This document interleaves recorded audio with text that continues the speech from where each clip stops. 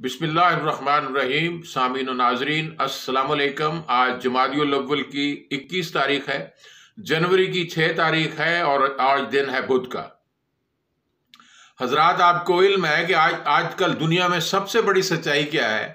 वो सच्चाई ये है कि झूठी खबरें शाये करना, प्रोपोगंडा करना, दजलो फरेब करना, धोखाधड़ी करना, मिसकैलकुलेशन करना, दुनिया भर में ऐसी खबरें फैलाना जिनकी कोई बुनियाद नहीं होती।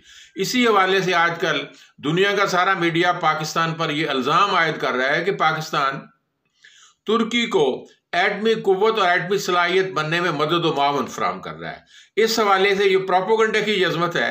ये प्रोपोगंडा करने वाले कौन ममालिक है? इसमें इसराइल मुल्क है जो तुर्की और पाकिस्तान का दुश्मन है, भारत है जो पाकिस्तान का दुश्मन है, यूनान है जो तुर्की का दुश्मन है, फ्रांस है जो तुर्की का दुश्मन है, और इनके पुष्ट पर सबसे बड़ा दुनिया का जो लीडर है वो अमेरिका लीडर मौजूद है, जिसकी बुनियाद पर इस प्रोपोगंडा मकरो फरेब के इस जाल को बुना जा रहा है।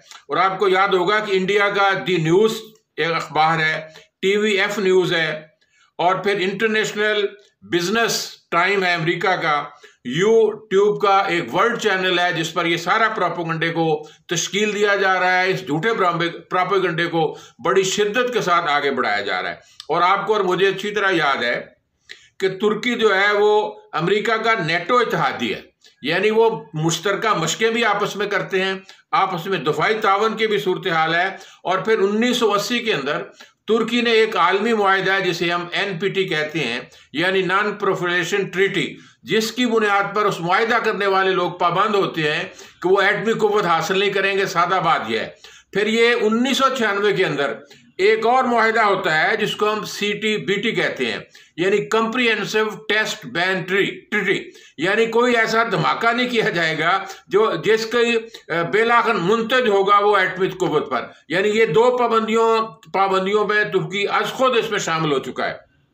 और फिर आपको याद है कि 2023 तक उर्दगान और तुर्की जो है उन पर बहुत से आलमी मुआहिदे खत्म हो रहे हैं, और फिर वो तुर्की एक बड़ी कुव्वत बनने जा रहा है। ये प्रोपोगंडा तुर्की के खिलाफ कौन लोग कर रहे हैं? इसमें इसराइल शामिल है, भारत शामिल है, यूनान शामिल है, फ्रांस शामिल है, इसकी पुष्ट पर अमेरिका शामिल है।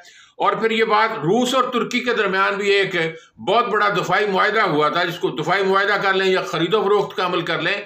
तुर्की ने अपने दफाई निज़ाम को मजबूत और मुस्तहकम करने के लिए S-400 खरीदे थे, और उसके 8 सेट खरीदे थे, जिससे तुर्की एयर टू एयर, जमीन से एयर पर या समुद्र की सतह से वो मिसाइल कोई भी तुर्की पर हमला करने वाला इस एयर डिफेंस की जद से नहीं बच सके। यानी तुर्की ने अपने दफा को S-400 खरीद कर मजबूत और मुस्तहकम कर लिया। और साथ ही तुर्की जो छोटे हथियारों में है वो भी बड़ी कारीगरी के साथ बनाता है। ड्रोन टेक्नोलॉजी में तुर्की दुनिया के बहुत से ममालिक के आता है, पाकिस्तान को भी तुर्की ने ड्रोन टेक्नोलॉजी और ड्रोन फराहम किया है। तो इससे ये बात नजर आती है कि पाकिस्तान के अंदर तुर्की के सदर ने एर्दोगान ने एक दौरा किया था, जिसको वो लिंक कर रहे हैं ताज़ा तरीन सूरत हाल के अंदर। वो ताज़ा तरीन सूरत हाल ये है। इससे पहले मैं ये बात करना चाहता हूं कि अमरीकी सेनेटर ने अपनी बदबख्ती का मुजाहरा करते हुए, जिसका नाम एंडी मिथ है, उसने अमरीकी सेनेट के अंदर ये करारदाद पेश की है कि पाकिस्तान जो नेटो इत्तेहादी है उस पर पाबंदी आयद की जाए, उसकी इमदाद को रोका जाए और उसे ये स्टेटस उससे वापस लिया। हालांकि उस स्टेटस से पाकिस्तान को अमली तौर पर अपने दफा के लिए, अपनी सलामती के लिए कोई फायदेमंद और सूदमंद साबित नहीं हुआ। लेकिन अमेरिका की बदनीति आप देखें कि उसका एक सेनेटर सेनेट में जाकर यह कहता है कि पाकिस्तान की खिदमत जो अफगानिस्तान के हवाले से आज भी जरूरत है उनको, कि पाकिस्तान नॉन नेटो इत्तेहादी है उसकी इमदाद को रोक दिया जाए। और फिर इसका ये पाकिस्तान का जो प्रोग्राम है, उन पाकिस्तान पर पहले भी ये इल्जाम आयद किए जाते हैं कि पाकिस्तान ने ईरान को और उसके साथ लीबिया को, अराक को और शुमाली कोरिया को एटमी सलाहियतें हासिल करने में मदद और मुआवनत की है। यानी ये इल्ज़ाम भी शद्दोमत से पाकिस्तान पर लगाया गया था। और साथ ये जो अगला अमल है कि 22-23 दिसंबर की जो खबरें शाये करवाई गई है कि 22-23 दिसंबर के अंदर एक हाई लेवल की मिलिट्री कॉरपोरेशन का एक मुआहिदा हुआ है, जिस मुआहिदे को उन्होंने आगे चलकर यह बात कही है कि तुर्की Pakistan in top level discussion ever on over nuclear weapons, यानी न्यूक्लियर वेपन्स पर हाई लेवल की मीटिंग हुई है। उस मीटिंग में कौन कौन शरीक थे? पाकिस्तान की तरफ से जो सेक्रेटरी डिफेंस हैं जनाब मियां मोहम्मद हुसैन हलाल, जो लेफ्टिनेंट जनरल रिटायर हैं, और तुर्की के तरफ से डिप्टी चीफ आर्मी जनरल सलूक ने इस मुआहदे की तकमील के लिए बाहिमी मुआवनत की है। और फिर इस मुआवनत को आगे बढ़ाते हुए उन्होंने पाकिस्तान ने तुर्की को यूरेनियम की अफसूदगी के लिए वो सेंट्रीफ्यूजेस मशीनें फराहम करनी है। और मशीन ये होती है कि उसमें किसी भी आइटम के जो बहुत से आइसोटोप्स होते हैं वो उस मशीन के अंदर अगर डाल दिए जाए तो उसमें से एक आइसोटोप निकलता है, आइसोटॉप्स निकलता है जो 0U-235 जिससे कहा जाता है। यानी अगर वो इनरिचमेंट से U-235 निकल आए तो उससे फिर यूरानियम जो है ये उसकी अफसूदगी का अमल मुकम्मल होता है। फिर वो मुल्क या वो अदारा जो है वो एटमी कुव्वत बनने की सलाहियत से बहरावर हो जाता है। और ये खबरें जो हैं वो इंडियन अखबार इंडो एशियन न्यूज़ ने शाये की है, जी न्यूज़ टेलीविजन ने शाये किया। ये प्रोपेगेंडा इतनी तेज रफ्तारी से आगे बढ़ रहा है। फिर आपको अच्छी तरह याद होगा कि इंडिया का एक अदारा था, फेक अदारा, जिसे हम श्रीवास्तव ग्रुप करते हैं, जिन्होंने 15 साल तक पाकिस्तान के खिलाफ मनफी, झूठा, दजल, फरेब पर प्रोपेगेंडा की। और बरतानिया की एक फर्म ने उसे तलाश करके दुनिया के सामने भारत का बदतरीन और तारीन चेहरा जो पाकिस्तान के खिलाफ प्रोपेगेंडा कर रहा था उसको दिखा दिया है। और इसी तरह आजकल फिर पाकिस्तान पर और तुर्की पर ये इल्जामात आयद किए जा रहे हैं। और इसलिए आयद किए जा रहे हैं कि कहीं तुर्की एक उस्मानिया सल्तनत का एक नुमाइंदा बनकर दुनिया में अपना मुकाम न बना दे। और एक बात याद रखनी चाहिए, दुनिया के अंदर नए इत्तेहाद जन्म ले रहे हैं और तुर्की यूरोप के का मुंह है, उसकी बुनियाद है। तुर्की के जरिए से हम पूरे यूरोप पर आगे जा सकते हैं।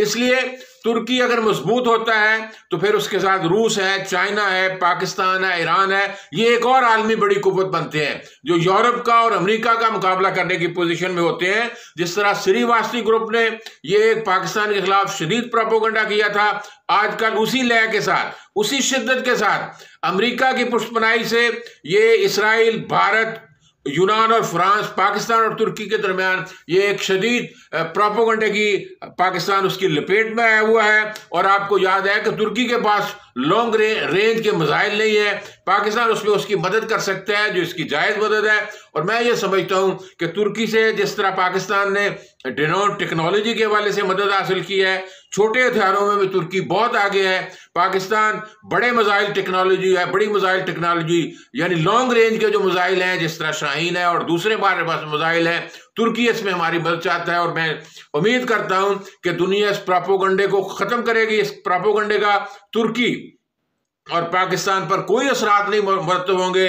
भारत भी मुंह के खाएगा, फ्रांस और यूनान को भी इस प्रोपेगेंडे के हवाले से नाकामी होगी। और दूसरी अहम खबर यह है कि अब कतर और सऊदी अरब के दरमियान जो हालात की खराबी 2017 के अंदर पैदा हुई थी, ये कतर का मुआशी बाइकाट किया था, बहरीन ने भी, यूएई ने भी और सऊदी अरब ने भी। उसका सबब यह था कि अल जजीरा उनका जो टेलीविजन है वो दुनिया के अंदर एक और तरह का प्रोपेगेंडा कर रहा था। फिर कतर और ईरान के तलकात भी बन गए, कतर ने तुर्की के साथ तलकात बना लिए, फौजी तलकात भी बना लिए। अमेरिका और कतर के तलकात भी फौज टू फौज हैं, लेकिन सिविल गवर्नमेंट के तलकात की कशीदगी थी। अब दुनिया के अंदर एक नई तब्दीली आ रही है। सऊदी अरब ने यह महसूस किया है, सलमान बिन मोहम्मद ने और सलमान शहनशाह ने, कि हमें तुर्की के साथ तलकात को बेहतर बनाना है और कतर के साथ भी हम तलकात बना लें। पाकिस्तान ने तलकात कतर से बनाकर उसे ज़रिए जनाज फराहम की, उसकी ज़रूरियात का ख्याल रखा। पाकिस्तान और कतर के बेहतरीन तलकात जा रहे हैं। और पाकिस्तान ने भी रोल प्ले किया कि कतर और सऊदी अरब के दरमियान, बेशक बज़ाहिर कुवैत उसमें नज़र आ रहा है, अमेरिका के कहने पर ये तलकात उस्तवार हो रहे हैं। और मुझे लगता है कि आलम इस्लाम एक दफ़ा फिर अंगड़ाई ले रहा है, हालात की बेहतरी जा रहा है। सऊदी और तुर्की के दरमियान भी तलकात बेहतर होंगे, कतर और सऊदिया के दरमियान तलकात बेहतर होंगे, ईरान के साथ भी तलकात बेहतर होने के इम्कान है। मैं ये समझता हूँ कि जो आलम इस्लाम के अंदर दरारें थी, शिकस्त और रेस्ट का अमल था, दो पोलर्स पर आलम इस्लाम जमा हो चुका था, उम्मीद गालिब की जा सकती है कि पाकिस्तान और सऊदी अरब की मेहनत से, तुर्की की कुव्वत की बुनियाद पर पाकिस्तान और तुर्की और सऊदी अरब के अंदर एक मुफाहमत का एक तेज तर अमल होगा। पाकिस्तान की हैसियत को भी माना जाएगा और दुनिया के अंदर तुर्की भी अपने हालात को बेहतर करते हुए सऊदीया से बेहतर हालात करेगा, ईरान से उसके पहले ही बेहतर हालात हैं। तो मैं ये समझती हूँ उन हवालों से दुनिया के अंदर एक तब्दीली आ रही, हम इस तब्दीली में हमें अपना मुस्बत अमल अख्तियार करना चाहिए। व आखिर दाना वल्हम्दुलिल्लाहि रब्बिल आलमीन।